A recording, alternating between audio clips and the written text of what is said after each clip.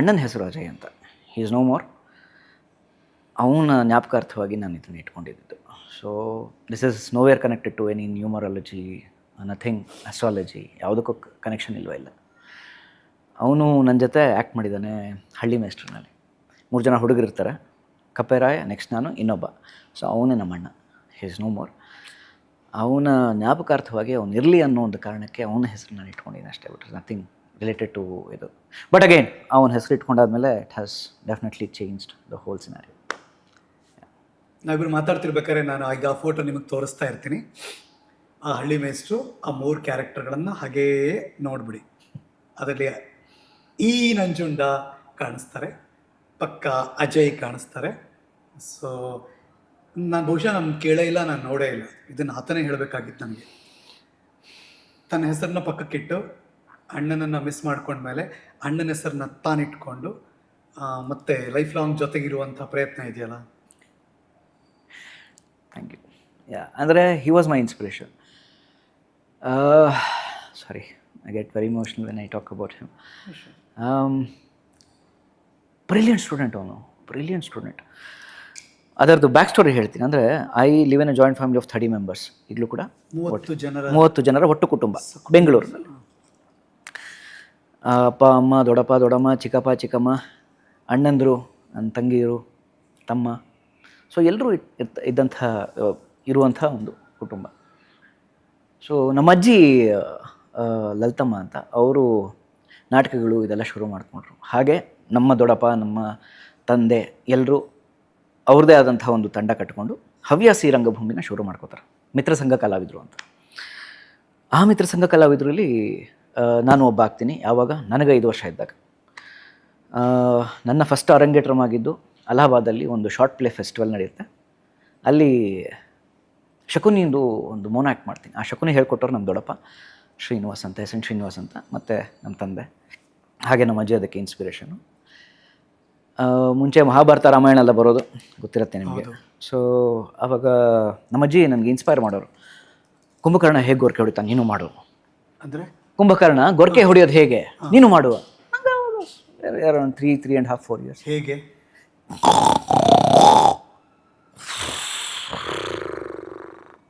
ಅದನ್ನ ನೋಡಿ ನಾವು ಕಲಿತಾ ಇದ್ವಿ. ರಾಮಾಯಣ, ಮಹಾಭಾರತ. ತಾಟಕಿ ಹೇಗೆ ನಗ್ತಾಳೆ ಈ ಥರದ್ದೆಲ್ಲ. So this was my inspiration. ನಮ್ಮ ನಾಟಕಗಳೆಲ್ಲ ಮಾಡೋರು ನಮ್ಮ ದೊಡ್ಡಪ್ಪ, ನಮ್ಮ ತಂದೆಯವರೆಲ್ಲ ನೋಡಿ ನಂಗೆ ಭಾಳ ಇಷ್ಟ ಆಗೋದು. ಏನೋ ಮಾಡ್ತಿದ್ದಾರೆ ಅಂತ. So that propelled me. In fact ಇಡೀ ಕುಟುಂಬ ಪೂರ್ತಿ ದೇವರ್ ಇನ್ ಟು ಥಿಯೇಟರ್. ಕರೆಕ್ಟ್. ನಾನೊಬ್ಬನೇ ಈಗ ಸದ್ಯಕ್ಕೆ ಈ ಫೀಲ್ಡಲ್ಲಿರೋದು. ಇನ್ನೆಲ್ಲರೂ ದೇ ಹ್ಯಾವ್ ಡೈವರ್ಸ್ಡ್ ಇನ್ ಅದರ್ ಇದು ಪ್ರೊಫೆಷನ್ಸ್. ಸೊ ಆಗ ನನಗೆ ನಮ್ಮಣ್ಣ ಇಬ್ಬರು ಜೊತೆಯಾಗೆ ಭಾಳಷ್ಟು ನಾಟಕಗಳಲ್ಲಿ ಈ ಥರ ಮಾಡಿದ್ದೀವಿ. ಅವನು ನನಗೆ ಹೇಳ್ಕೊಡೋದಾಗಲಿ, ಅವನಿಂದ ನಾನು ಭಾಳಷ್ಟು ಕಲ್ತಿದ್ದೀನಿ. ಆ್ಯಂಡ್ ಅವನು 10th ನಾನು ಹೇಳ್ತಾ ಇರೋದು, I am talking about 1991 computer ಬಂದು ಹೊಸದು. ಆ ಟೈಮಲ್ಲಿ ಹಿ ಮೇಡ್ ಒಂದು ಪ್ರೋಗ್ರಾಮ್ ಮಾಡಿದ. ಅದರಲ್ಲಿ ಒಂದು ರೋಬೋ ಬಂದು ಕೆಳಗೆ ಕೂತ್ಕೊಂಡು ಈ ಕಾಫಿ ಕಪ್ನ ಕೈಲಿ ಇಟ್ಕೊಂಡು ಕಾಫಿ ಕುಡಿಯೋ ಥರ ಅದೊಂದು ಪ್ರೋಗ್ರಾಮ್. ಆಗಲೇ 90s.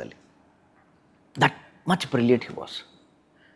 ಸೊ ಅನ್ಫಾರ್ಚುನೇಟ್ಲಿ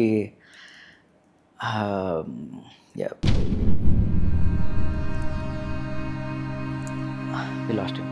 ಅದು ಬೇರೆ ಇದರಲ್ಲಿ ಏನಾಗಿತ್ತು? 10th ಈ ಸೆಕ್ಯೂರ್ಡ್ ಸೆಕೆಂಡ್ ಕ್ಲಾಸ್ ಅನ್ನೋದಕ್ಕೆ ಒಂದು committed suicide.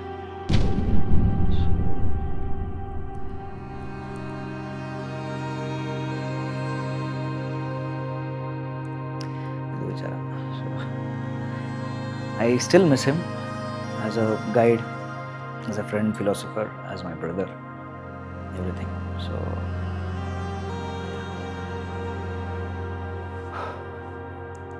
anyway, yeah, I miss him. ಆಮೇಲೆ ಎಷ್ಟು ವರ್ಷ ದೊಡ್ಡವನು ನಿಮಗೆ? ವಾಸ್ ಅರೌಂಡ್ 6 years ನನಗಿಂತ. ಬಟ್ ಇಬ್ಬರು ಬಡ್ಡಿ ಥರನೇ ಇದ್ರಿ. ಒಟ್ಟೊಟ್ಟಿಗೆ ಥಿಯೇಟ್ರು, ಒಟ್ಟೊಟ್ಟಿಗೆ ಸಿನಿಮಾ ಎಲ್ಲ. ನನ್ನ ಜೊತೆ ಅವನು ಕ್ರೌರ್ಯ ಅಂತ ಒಂದು ನ್ಯಾಷನಲ್ ಅವಾರ್ಡ್ ಸಿನಿಮಾ ನಮ್ಮ ಗಿರೀಶ್ ಕಾಸರಳ್ಳಿ ಸರ್ ಹೌದು. ಅದರಲ್ಲಿ ಮಕ್ಕಳೆಲ್ಲ ಇರ್ತಾರೆ ರೇಣುಕಮ್ಮ ಮುರುಗೋಳ್ ಅವ್ರ ಜೊತೆ. ಅದರಲ್ಲಿ ನಾನು, ಅವನು, ಇನ್ನೊಬ್ಬ ನಮ್ಮಣ್ಣ ಸಂತೋಷು, ಇನ್ನೊಬ್ಬ ಅಜಿತ್ತು, ಎಲ್ಲರೂ ನಾವೆಲ್ಲ ಆ್ಯಕ್ಟ್ ಮಾಡಿದ್ದೀವಿ ಅದರಲ್ಲಿ, ಆ ಸಿನಿಮಾದಲ್ಲಿ. So I have this. ಹೆಂಗೆ ಅವಾಗ ಒಂದು ಸಿನಿಮಾಗೆ ಮಕ್ಕಳು ಬೇಕು ಅಂದ್ರೆ ನಿಮ್ದೇ ಗ್ಯಾಂಗ್? ಹಾಗಲ್ಲ, ಎಸ್ ಮೂರ್ತಿ ಅವ್ರದ್ದು ಬಿಂಬ ಅಂತ ಒಂದು ರೆಪರ್ಟ್ರಿ ಮಾಡೋದು, ಮಕ್ಕಳಿಗೆ ಅಂತ ಬಿಂಬ, ಹನುಮನ್ ನಗರದಲ್ಲಿ. ನಾವು ಬಸವನಗುಳಿರೋರು. ಸೊ ಅಲ್ಲಿಗೆ ನಮ್ಮ ತಂದೆ, ನಮ್ಮ ದೊಡ್ಡಪ್ಪ ಎಲ್ಲ, ನಮ್ಮ ತಂದೆ ನಮ್ಮ ದೊಡ್ಡಪ್ಪ ದೇ ಆರ್ ಅಂದರೆ diploma holders in theatre arts, Bangalore ಯೂನಿವರ್ಸಿಟಿನ ಮಾಡ್ಕೊಂಡವರು. ಸೊ ಹಾಗಾಗಿ ಅವರ ಇದು ನನಗೆ ಸಿಕ್ತು. ಅವರು ನಮಗೆ ನಾಟಕಗಳೆಲ್ಲ ಹೇಳ್ಕೊಡೋರು, ಸಣ್ಣ ಸಣ್ಣ ಮಕ್ಕಳು ಅಲ್ಲಿ ರೆಪರ್ಟ್ರಿಗೆ ಬರೋರು. ಸೊ ಆಗಿನ ಕಾಲದಲ್ಲಿ ಐ ಮೀನ್ ಇದು ಇದಕ್ಕೆ ಬರೋದಕ್ಕೆ ಅಂದರೆ ಸಿನಿಮಾ ರಂಗಕ್ಕೆ ಬರೋದಕ್ಕೆ ಅದು ನಾಂದಿ ಆಯಿತು. ಒಂದು ದಿವಸ ಪುರುಷೋತ್ತಮ ಅಂತ ಅಸೋಸಿಯೇಟ್ ಡೈರೆಕ್ಟ್ರು ಹಳ್ಳಿ ಮೇಸ್ಟ್ರಿಗೆ, ಅವರು ಬಂದು ಮಕ್ಕಳನ್ನ ಹುಡುಕ್ತಾಯಿದ್ರು ಆ ಕ್ಯಾರೆಕ್ಟರ್ಗೆ, ಸೆಲೆಕ್ಷನ್ಗೆ ಓಕೆ ಹುಡುಕ್ತಾಯಿದ್ರು.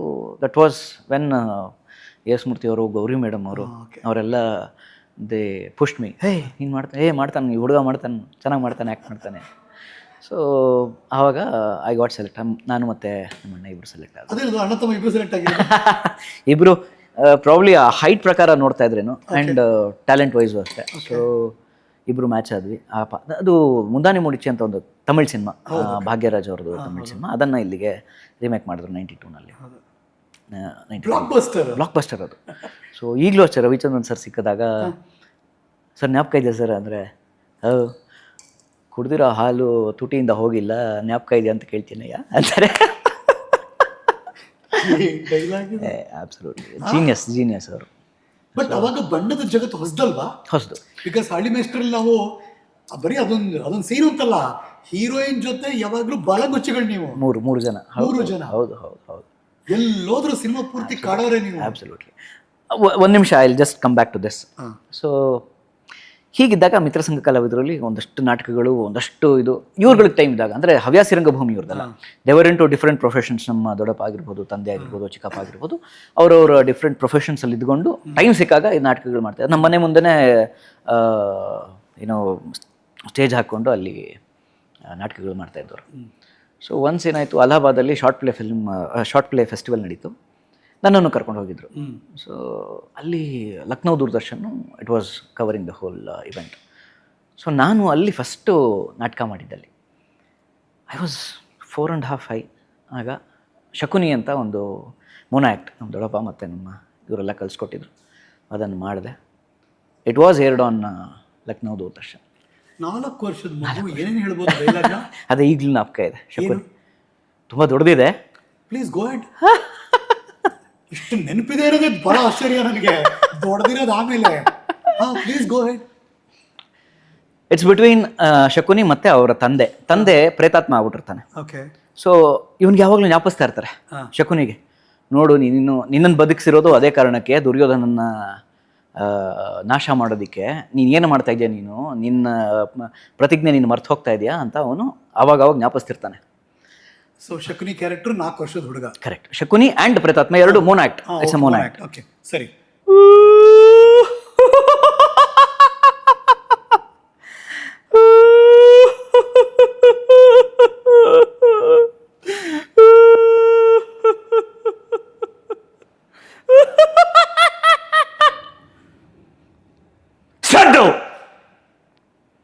ಶಕುನಿಯ ಹೃದಯದಲ್ಲಿ ಆಂದೋಲನ ಎಬ್ಬಿಸಿರುವ ಸೇಡಿನ ಮನೋಭಾವವನ್ನರಿತೂ ಸಹ ಹೆಜ್ಜೆ ಹೆಜ್ಜೆಗೂ ಎಚ್ಚರಿಕೆಯನ್ನು ನೀಡುತ್ತಿರುವ ಪಿತೃನ ಪ್ರೇತಾತ್ಮವೇ, ನಿನ್ನ ಸುತಶ್ರೇಷ್ಠನಾದ ಶಕುನಿಯು ಪಿತೃವಾಕ್ಯ ಪರಿಪಾಲನೆ ಮಾಡುವನೋ ಇಲ್ಲವೋ ಎಂಬ ಅನುಮಾನವಂಕುರಿಸಿದೆ ನಿನಗೆ.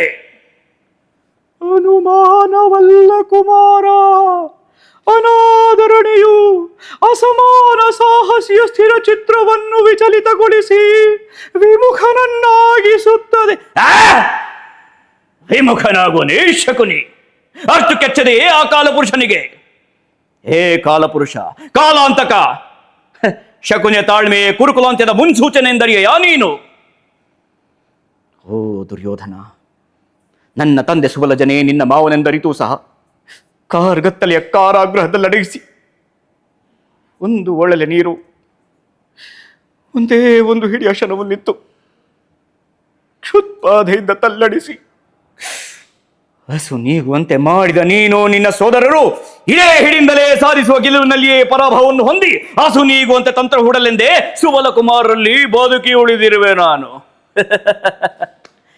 ಕುರುವಂಶ ಸಾರ್ವಭೌಮ ರಾಜರವಿ ಸುಯೋಧನ, ನನ್ನ ತಂದೆಯ ಬೆನ್ನಿನ ಮೂಳೆಗಳ ಈ ದಾಳಗಳಿಂದಲೇ ನಿನ್ನನ್ನು ನಿನ್ನ ವಂಶವನ್ನು ನಿನ್ನ ವಂಶದ ಕುಡಿಯೂ ಉಳಿಯದಂತೆ ಕಾಲನರ ಮನೆಗೆ ಸೇರಿಸುವವರೆಗೆ ಈ ಶಕುನಿಗೆ ಶಾಂತಿಯೂ ಇಲ್ಲ, ಸಮಾಧಾನವೂ ಇಲ್ಲ. ದುರ್ಯೋಧನ, ರಾಜರವಿ ಸುಯೋಧನ ಆಗಮಿಸುತ್ತಿದೆ, ಆಗಮಿಸುತ್ತಿದೆ ನಿನ್ನ ಅಂತ್ಯವನ್ನೆನಿಸುವ ದ್ಯೂತಾಸಕ್ತಿಯ ಶ್ರೇಷ್ಠ ಭೂತ.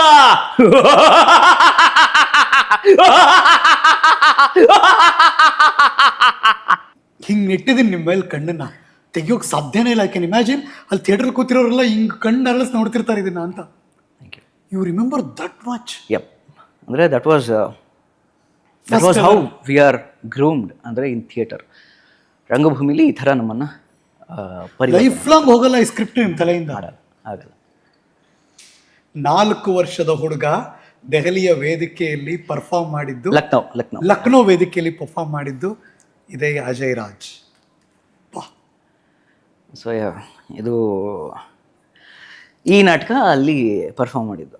ಇನ್ಫ್ಯಾಕ್ಟ್ ಸಾಕಷ್ಟು ನನ್ನದು ಫೋಟೋಸ್ ಇದೆ. ವಿಷ್ಣುವರ್ಧನ್ ಅವರು ಇದನ್ನು ನೋಡಿ ಆಗ ಆಗ ದೆರ್ ವಾಸ್ ಎಲ್ಲ ತೋರಿಸ್ತೀನಿ ನಾನು, ಎಲ್ಲ ಫೋಟೋಸ್ ಕಲೆಕ್ಟ್ ಮಾಡಿ ನಿಮ್ಗೆ ತೋರಿಸ್ತೀನಿ ಎಪಿಸೋಡಲ್ಲಿ. ದೆರ್ ವಾಸ್ ಒನ್, ಅಂದರೆ ಆಗ ಒಂದು ಇದಿತ್ತು, I don't know, that was a ritual kind of. ಈಗಲೂ ಮಾಡ್ತಾರೆ, ಸ್ಕ್ರೀನ್ ಮೇಲೆ ಅವ್ರವ್ರ ಸೆಲೆಬ್ರಿಟೀಸ್ ಬಂದರೆ ದೇ ಥ್ರೋ ಕಾಯಿನ್ಸ್ ಆಗಲಿ ದುಡ್ಡಾಗಲಿ ದೇ ಥ್ರೋ. ಆಗ ಈ ನಾಟಕ ಮಾಡ್ತಿರ್ಬೇಕಾದ್ರೆ ರವೀಂದ್ರ ಕಲಾಕ್ಷೇತ್ರದಲ್ಲಿ ಮಾಸ್ಟರ್ ಹಿರಣ್ಣಯ್ಯ ಅವರು ಮತ್ತು ವಿಷ್ಣುವರ್ಧನ್ ಸರ್ ಇಬ್ಬರು ಕೂತಿದ್ರು. ಈ ನಾಟಕ ಪರ್ಫಾರ್ಮ್ ಮಾಡಿದೆ. ಸೊ ನನಗೆ ಏನಾಗ್ತಿದೆ ಗೊತ್ತಾಗಲಿಲ್ಲ. ಕಾಯಿನ್ಸು 50 ಪೈಸೆ 25, ನನ್ನ ಮೇಲೆ ಏನಾಗ್ತಿದೆ ಗೊತ್ತಾಗ್ತಿಲ್ಲ. But I didn't lose any concentration. But ಹೇಳಿದ್ದು ಅದೆಲ್ಲ ಹೊಸ್ತು ನಮ್ಗೆ ಆವಾಗ. ಸೊ ಈಗಲೂ ಜ್ಞಾಪಕ ಇದೆ ಅವೆಲ್ಲ.